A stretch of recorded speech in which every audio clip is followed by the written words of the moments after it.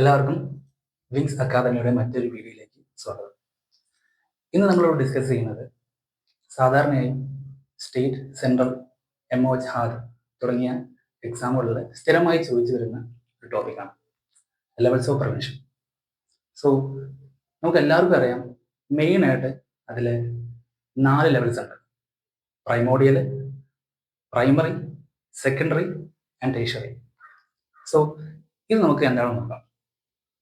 First one, primordial prevention. ഈ primordial prevention എന്ന് പറഞ്ഞാൽ മെയിനായിട്ട് അതിന് റിസ്ക് ഫാക്ടേഴ്സിനെ റെഡ്യൂസ് ചെയ്യാം, ഗുഡ് ഹാബിറ്റിനെ ഇമ്പ്രൂവ് ചെയ്യുന്നത് മാത്രമേ. പ്രൈമറി പ്രിവെൻഷൻ എന്ന് പറഞ്ഞാൽ മെയിനായിട്ട് 2 കാറ്റഗറി ഡിവൈഡ് ചെയ്യുന്നുണ്ട്. ഹെൽത്ത് പ്രൊമോഷൻ ഉണ്ട്, അതുപോലെ സ്പെസിഫിക് പ്രൊട്ടക്ഷൻ ഉണ്ട്. ഹെൽത്തിനെ പ്രൊമോട്ട് ചെയ്യുക, അതിനെ പ്രൊട്ടക്ട് ചെയ്യുക. സെക്കൻഡറി എന്ന് പറയുന്നത് മെയിനായിട്ട് again divide into 2 type. Area diagnose ചെയ്യുന്നു, പ്രോംപ്റ്റ് ട്രീറ്റ്മെന്റ്, എത്രയും പെട്ടെന്ന് ട്രീറ്റ് ചെയ്യുക, അതാണ് പ്രോംപ്റ്റ് ട്രീറ്റ്മെന്റ് എന്ന് പറഞ്ഞാൽ. പിന്നെയുള്ളത് ടേർഷ്യറി പ്രിവെൻഷനാണ്. ഈ ടേർഷ്യറി എന്ന് പറഞ്ഞാൽ മെയിനായിട്ട് ഡിസബിലിറ്റി ലിമിറ്റേഷനും അതുപോലെ തന്നെ റീഹാബിലിറ്റേഷനുമാണ് നമ്മളതിൽ നോക്കുന്നത്. സോ ഇത് ഒന്ന് ജസ്റ്റ് ഒന്ന് നമ്മൾ ഇലാബറേറ്റ് ചെയ്യണം. First one is primordial. എന്താണ് ഈ പ്രൈമോഡിയൽ പ്രിവെൻഷൻ എന്ന് പറഞ്ഞാൽ? മെയിനായിട്ട് റിസ്ക് ഫാക്ടേഴ്സിന് പ്രിവെന്റ് ചെയ്യുക, അല്ലേ? ഏതൊക്കെ നമ്മുടെ എസ്പെഷ്യലി നമ്മുടെ ഈ chronic diseases like hyper tension, diabetes പോലുള്ള വലിയ വലിയ അസുഖങ്ങളെ നമ്മൾ നേരത്തെ പ്രിവെന്റ് ചെയ്യുക. ആൻഡ് റിസ്ക് ഫാക്ടേഴ്സിനെ നമ്മൾ പ്രിവെന്റ് ചെയ്ത് വെക്കുക. എങ്ങനെ പ്രിവെന്റ് ചെയ്യാം? ഒന്ന്, നമുക്ക് ഹെൽത്ത് എഡ്യൂക്കേഷൻ കൊടുക്കുക. രണ്ടാമത്, ബാഡ് ഹാബിറ്റുകൾ കുട്ടികളിൽ നിന്ന് പ്രിവെന്റ് ചെയ്യുക. ഇതാണ് മെയിൻ ആയിട്ട് ചെയ്യുന്നത്. സോ പ്രത്യേകിച്ച് നമ്മുടെ ചെറിയ കുട്ടികളിലൊക്കെ ബാഡ് ഹാബിറ്റ് ധാരാളം ഉണ്ടാവും, അല്ലേ? ഈ സ്മോക്കിംഗ്, അതുപോലെ തന്നെ ആൽക്കഹോളിസം, ജങ്ക് ഫുഡ്, ഇതൊക്കെ നിങ്ങൾ ഒഴിവാക്കുക. ഇത്രയേ ഉള്ളൂ. ഇതാണ് മെയിനായിട്ട് ഈ പ്രൈമോഡിയൽ പ്രിവെൻഷനിൽ വരുന്നത്. റിസ്ക് ഫാക്ടേഴ്സിനെ അവോയ്ഡ് ചെയ്യുക, അതായത് ബാഡ് ഹാബിറ്റ് പ്രിവെന്റ് ചെയ്യുക, ഗുഡ് ഹാബിറ്റ് വളർത്തിയെടുക്കുക. ഇതാണ് ഈ പ്രൈമോഡിയൽ പ്രിവെൻഷൻ എന്ന് പറയുന്നത്. സോ അതിൽ വരുന്ന മെയിൻ ഇന്റർവെൻഷൻ ആണ് ഹെൽത്ത് എഡ്യൂക്കേഷൻ എന്ന് പറയുന്നത്. എപ്പോഴും നമ്മുടെ എക്സാമുകളിൽ ചോദിച്ചിരുന്നതാണ് ഈ പ്രൈമോഡിയൽ പ്രിവെൻഷന്റെ മെയിൻ ഇന്റർവെൻഷൻ എന്താണുള്ളത്. എന്താണ്? ഹെൽത്ത് എഡ്യൂക്കേഷൻ കൊടുക്കുക. ഇത്രയേ ഉള്ളൂ, സിമ്പിൾ പരിപാടി. സോ പ്രൈമോഡിയൽ പ്രിവെൻഷൻ കഴിഞ്ഞു. രണ്ടാമതാണ് പ്രൈമറി പ്രിവെൻഷൻ. പ്രൈമോഡിയലും പ്രൈമറിയും ഒരിക്കലും മാറിപ്പോകരുത്. പ്രൈമോഡിയലും പ്രൈമറിയുമാണ്. So primary prevention. എന്താണ് ഈ primary prevention? Prior to onset of disease, അതായത് ഒരു അസുഖം, ആ അസുഖം വരുന്നതിന് മുന്നേ നമ്മൾ അതിനെ ട്രീറ്റ്മെന്റ് ചെയ്ത് അതിനെന്ത് ചെയ്യുക? കുറയ്ക്കുക. അത്രയേ ഉള്ളൂ ഈ പ്രൈമറി പ്രിവെൻഷൻ എന്ന് പറയുന്നത്. എന്താണ് പ്രൈമറി പ്രിവെൻഷൻ? സോ അതിൽ വരുന്ന മെയിൻ 2 ഹെഡിങ്ങുകളാണ് ഹെൽത്ത് പ്രൊമോഷൻ ഉണ്ട്, അതുപോലെ തന്നെ സ്പെസിഫിക് പ്രൊട്ടക്ഷൻ ഉണ്ട്. സോ എന്താണ് ഈ ഹെൽത്ത് പ്രൊമോഷൻ? ഹെൽത്ത് പ്രൊമോഷൻ എന്ന് പറഞ്ഞാൽ എന്താണ്? നമ്മുടെ മെയിനായിട്ട് ഡയറ്റ്, എക്സസൈസ്, ഹെൽത്ത് എഡ്യൂക്കേഷൻ, അതുപോലെ തന്നെ എൻവയോൺമെന്റൽ മോഡിഫിക്കേഷൻ, ന്യൂട്രീഷണൽ ഇന്റർവെൻഷൻ തുടങ്ങിയിട്ടുള്ള സംഭവങ്ങളെ കൊടുത്തുകൊണ്ട് അവരെ എന്ത് ചെയ്യുക? ഹെൽത്തിനെ അവരെ പ്രൊമോട്ട് ചെയ്യുക. സോ ഫോർ എക്സാമ്പിൾ, അവർക്ക് എന്ത് ചെയ്യുക? ആഡ്വക്കേറ്റുള്ള ന്യൂട്രീഷൻ കൊടുക്കുക, അതുപോലെ സേഫ് വാട്ടർ സപ്ലൈ ചെയ്യാം. സോ ഇതുവഴിയൊക്കെ അവരുടെ ആ ഒരു അസുഖത്തെ നമ്മൾ എന്ത് ചെയ്യാം? മെയിൻറ്റെയിൻ, അല്ലെങ്കിൽ അസുഖത്തെ നമ്മൾ കുറച്ചെടുക്കുക എന്നുള്ളത് മാത്രമാണ് പ്രൈമറി പ്രിവെൻഷനിൽ വരുന്ന ഈ ഹെൽത്ത് പ്രൊമോഷനിൽ വരുന്ന സംഭവം. രണ്ടാമതാണ് സ്പെസിഫിക് പ്രൊട്ടക്ഷൻ, അല്ലെ? നമുക്ക് എല്ലാവർക്കും അറിയാം, ഒരു കുഞ്ഞ് ജനിച്ചു കഴിഞ്ഞാൽ നമ്മൾ മെയിനായിട്ട് ആദ്യം എന്ത് ചെയ്യും? ഇമ്മ്യൂണൈസ് ചെയ്യും, അല്ലെ? ഇമ്മ്യൂണൈസേഷൻ ചെയ്യും, അവരെ OPV കൊടുക്കും. എന്തിനാ? പോളിയോ എന്ന് പറയുന്ന അസുഖത്തെ പ്രിവെന്റ് ചെയ്യാൻ വേണ്ടിയിട്ട്. BCG കൊടുക്കും, ഹെപ്പറ്റൈറ്റിസ് B കൊടുക്കും, അല്ലെ? ഇത്തരത്തിലുള്ള സംഭവങ്ങൾ ചെയ്തുകൊണ്ട് അവരുടെ അസുഖങ്ങളെ നമ്മൾ എന്ത് ചെയ്യുക? അസുഖം വരുന്നതിന് മുന്നേ അവരെ എന്ത് ചെയ്യുക? പ്രിവെന്റ് ചെയ്യുക. ഇതാണ് ഈ പ്രൈമറി പ്രിവെൻഷനിൽ വരുന്നത്.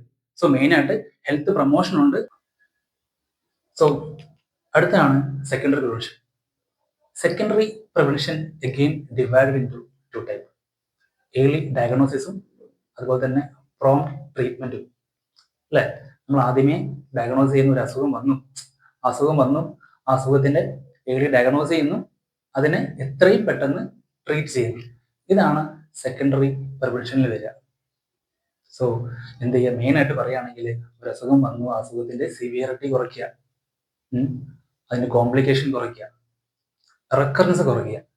ഇതാണ് മെയിനായിട്ട് സെക്കൻഡറി പ്രിവെൻഷനിൽ വരുന്നത്. സോ ഇവിടെ എന്താണ്? ഏർലി ഡയഗ്നോസ് ചെയ്യുന്നു. ഫോർ എക്സാമ്പിൾ, ഒരു പേഷ്യന്റ് സെർവിക്കൽ ക്യാൻസർ ആണ്. സോ അവർക്ക് നമ്മൾ എന്ത് ടെസ്റ്റ് ചെയ്യുന്നു?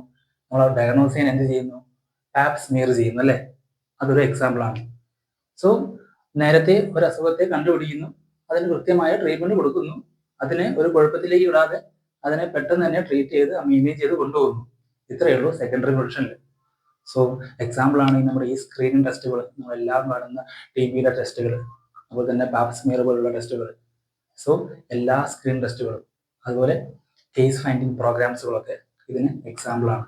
ഇതാണ് ഈ സെക്കൻഡറി പ്രിവെൻഷനിൽ വരുന്നത്. സോ അടുത്തതാണ് ടേഴ്ഷ്യറി പ്രിവെൻഷൻ. ടേഴ്ഷ്യറി പ്രിവെൻഷനിൽ മെയിനായിട്ട് ഡിസബിലിറ്റി ലിമിറ്റേഷൻസ് ഉണ്ട്, അതുപോലെ തന്നെ റീഹാബിലിറ്റേഷൻ ഉണ്ട്. എന്തൊക്കെയാണ്? ഡിസബിലിറ്റി ലിമിറ്റേഷനും അതുപോലെ തന്നെ റീഹാബിലിറ്റേഷനും. സോ എന്താണ് ഈ ഡിസബിലിറ്റി ലിമിറ്റേഷൻ എന്ന് പറഞ്ഞാൽ? ഒരു പേഷ്യന്റ് ഇമ്പയർമെന്റ്, ആ ഇമ്പയർമെന്റിൽ നിന്നും ആളെ ഒരു ഹാൻഡിക്യാപ്പിലേക്ക് പോവാതെ തടഞ്ഞു വെക്കുക. ഒരു ഇമ്പയർമെന്റ് എന്ന് പറയുന്നത് എന്താണ്? എനിക്ക് എന്തെങ്കിലും സംഭവിച്ചു, എൻ്റെ ഏതെങ്കിലും ഒരു പാട്ട് പോയി, ഒരു ഇമ്പയർമെന്റ് വന്നു. സോ ആ ഒരാളെ ഹാൻഡിക്യാപ്പിലേക്ക് പോവാതെ അതിനെ തടഞ്ഞു വെക്കുന്ന ഒരു സംഭവമാണ് എന്താണ്? ഡിസബിലിറ്റി ലിമിറ്റേഷൻ എന്ന് പറഞ്ഞാൽ. സോ മനസ്സിലായോ? ഒരു അസുഖം വന്നു, ആ അസുഖത്തിന്റെ സഫറിങ്സ് കുറയ്ക്കുക, അതിന്റെ കഷ്ടപ്പാടുകൾ കുറയ്ക്കുക എന്ന് പറയില്ലേ, അതാണ് ഈ പറയുന്നത്. രണ്ടാമതാണ് റീഹാബിലിറ്റേഷൻ. റീഹാബിലിറ്റേഷൻ എന്ന് പറഞ്ഞാൽ മെയിനായിട്ട് മെഡിക്കൽ ഉണ്ട്, അതുപോലെ തന്നെ വൊക്കേഷണൽ റീഹാബിലിറ്റേഷൻ ഉണ്ട്, സോഷ്യൽ റീഹാബിലിറ്റേഷൻ ഉണ്ട്. സോ മെഡിക്കൽ എന്ന് പറഞ്ഞാൽ അവരെ ഫങ്ഷണാലിറ്റി കൂട്ടുക, വൊക്കേഷൻ എന്ന് പറഞ്ഞാൽ നമ്മൾ ഈ സൈക്യാട്രിക് വാർഡുകളൊക്കെ നമ്മൾ കാണാറില്ലേ, ആൾക്കാർ ഒരു ജോലികൾ കൊടുത്തുകൊണ്ട് വൊക്കേഷനിൽ അവരെ കഴിവുകൾ ഒക്കെ വളർത്തിയെടുത്ത് ഇങ്ങനെ പോകുന്നത്. അതാണ് ഈ ടേഴ്ഷ്യറി പ്രിവെൻഷനിൽ വരുന്നത്. സോ ഒന്നുമില്ല, ടേഴ്ഷ്യറി പ്രിവെൻഷനിൽ മെയിനായിട്ട് ഒരു അസുഖം വന്നു, ആ അസുഖത്തിന്റെ ഒരു വലിയ എന്തെങ്കിലും അസുഖം വന്നു കഴിഞ്ഞാൽ അതിന്റെ സഫറിങ്സ് കുറയ്ക്കുക, അതിന്റെ കഷ്ടപ്പാടുകൾ കുറയ്ക്കാൻ മാത്രമേ ഉള്ളൂ ഈ ടേഴ്ഷ്യറി പ്രിവെൻഷൻസിൽ. സോ അതിൽ വരുന്ന മെയിനായിട്ട് ഡിസബിലിറ്റി ലിമിറ്റേഷൻ ഉണ്ട്, അതുപോലെ തന്നെ റീഹാബിലിറ്റേഷൻ ഉണ്ട്. സോ ഇത്രയാണ് മെയിൻ ആയിട്ടുള്ള ലെവൽസ് ഓഫ് പ്രിവെൻഷൻ എന്ന് പറഞ്ഞാൽ. സോ നമുക്ക് ഇവിടെ ഒരു ക്വസ്റ്റ്യൻ നോക്കിയേ, life style modification is an example of. ഒരു ക്വസ്റ്റ്യൻ ആണ് ഓർത്തിരിക്കുക. എന്താണ്? Life style modification is an example of. നമ്മൾ ആദ്യം പറഞ്ഞു 3 പ്രിവെൻഷൻസ് ഉണ്ട്, അല്ലെങ്കിൽ 4 പ്രിവെൻഷൻസ് ഉണ്ട്.